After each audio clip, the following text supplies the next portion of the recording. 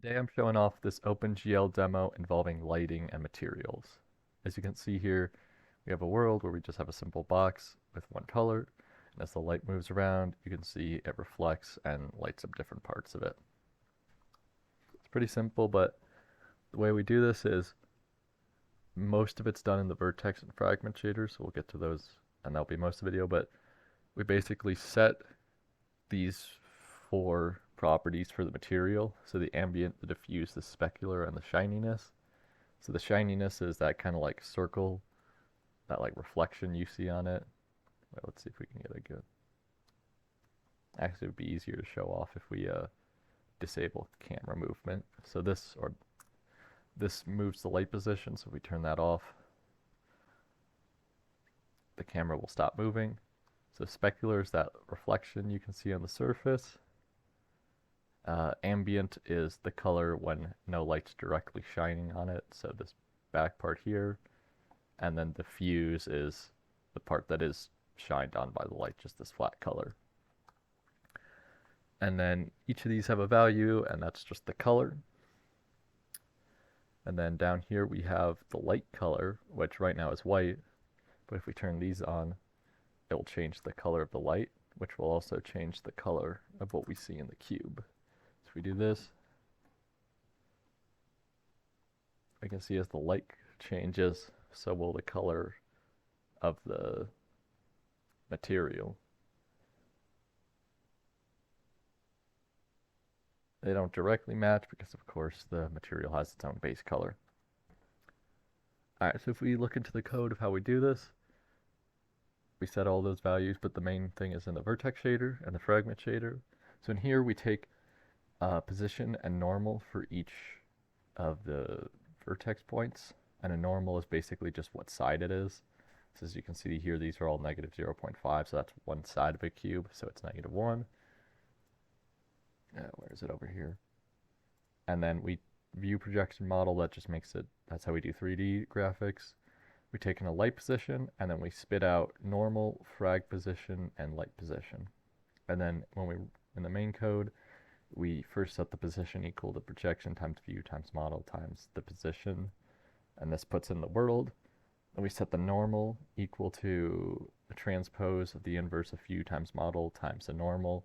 So this just gets us the normal value in view space. Then for the fragment position, we do view times model times the position, and light position is view times the light position.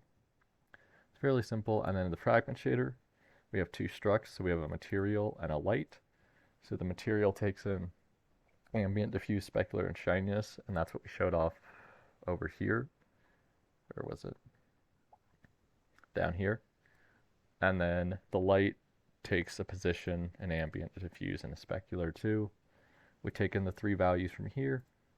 We take in object. We don't use object color, but take in the light color. Then we have three steps. So ambient, we just set the ambient value to be light ambient times material ambient. So if it's a white light, I'll have no effect, and then it'll just be the material's ambient color. But if the light is like only red, only the red part of the ambient will show.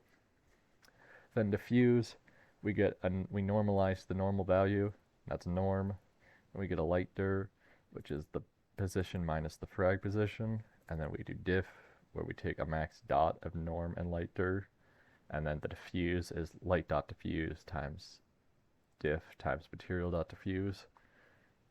So this basically just determines what direction the light is in, so light direction here, and then how much to light it up.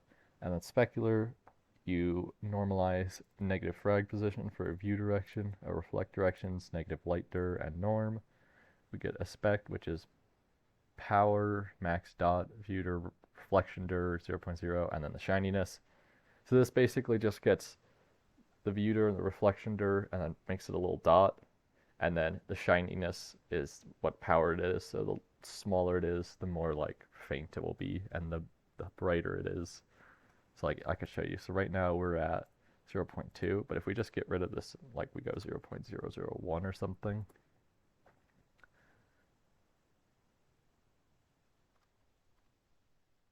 you can see like it sort of weirds out, but there's like no spectacle at all. But if we do 0.9, we'll get like a very bright concentrated circle.